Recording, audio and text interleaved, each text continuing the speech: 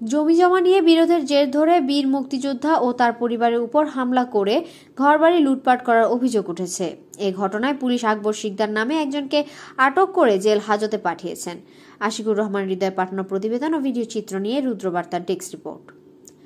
হামলায় মুক্তিযোদ্ধা আব্দুর রশিদ শিকদার, তার ছেলে আলমগীর হোসেন, জাহাঙ্গীর হোসেন, সাখাওয়াত হোসেন আহত হয়েছে বলে জানা গেছে। লুটপাটের ঘটনাটি ২রা মার্চ বুধবার ভোরে শরীয়তপুরের ভেদরগঞ্জ উপজেলার চরভাগা ইউনিয়নের মধ্য ঢালিকান্দি এলাকায় ঘটেছে। এর আগে গত সোমবার সকালে তাদের উপর হামলা চালায় অভিযুক্তরা।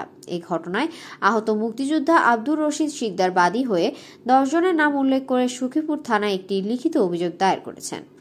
অভিযুক্তরা হলেন চরভাগা ইউনিয়নের মধ্য ঢালিকান্দি গ্রামের মৃত হজরত আলী শিকদারের ছেলে জব্বার শিকদার, আকবর শিকদার, খালেক শিকদার, খালেক শিকদারের ছেলে আফজাল শিকদার, তৈয়ব আলী শিকদার, জব্বার শিকদারের ছেলে সাকিব শিকদার, সালমান শিকদার, কুলসুম বেগম, মাহমুদা বেগম ও নাবিলা শিকদার। পুলিশ ও স্থানীয় সূত্রে জানায়, ভেদরগঞ্জ উপজেলা চরভাগা ইউনিয়নের মধ্য ঢালিকান্দি এলাকার বাসিন্দা অবসরপ্রাপ্ত শিক্ষক বীর মুক্তিযোদ্ধা আব্দুর রশিদ শিকদারের সঙ্গে প্রতিবেশী জব্বার শিকদারের জমি নিয়ে বিরোধ রয়েছে। ঈদ উপলক্ষে রশিদ শিকদারের ছেলেরা বাড়িতে এলে গত রোববার বিকেলে তাদের ফসলি জমি মাপজোক করতে যান। সেখানে জব্বার শিকদার তাদের বাধা দেন। এই ঘটনা নিয়ে দুই পক্ষের মধ্যে বাকবিতণ্ডা হয়।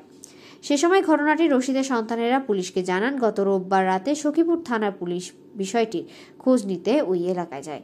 এতে ক্ষুব্ধ হন জব্বার শিকদার ও তার পরিবারের সদস্যরা।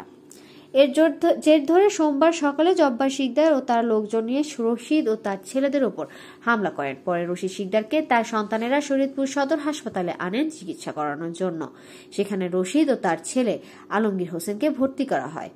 পরে অবস্থা গুরুতর হওয়ায় উন্নত চিকিৎসার জন্য রশিদ শিকদারকে ঢাকার পঙ্গু হাসপাতালে রেফার করেন চিকিৎসক এবং ওই ঘটনায় আহত জাহাঙ্গীর হোসেন ও সাখাওয়াত হোসেনকে প্রাথমিক চিকিৎসা দেওয়া হয়েছে।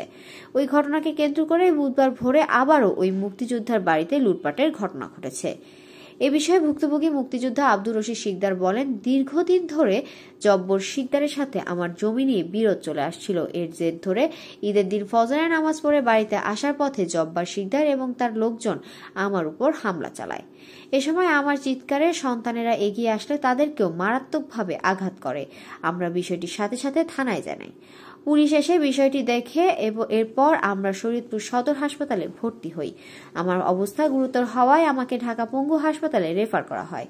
আমি এখন পঙ্গু হাসপাতালে ভর্তি আছি। আমার পরিবারের সবাই আমার সাথে ঢাকায় অবস্থান করায় এই সুযোগে আজকে সকালে আমাদের প্রতিবেশী জানায় যে আমাদের বাড়ির ভিতর ঢুকে ঘরের তালা ভেঙে জব্বর শিকদারের লোকেরা লুটপাট করে নিয়ে যায়।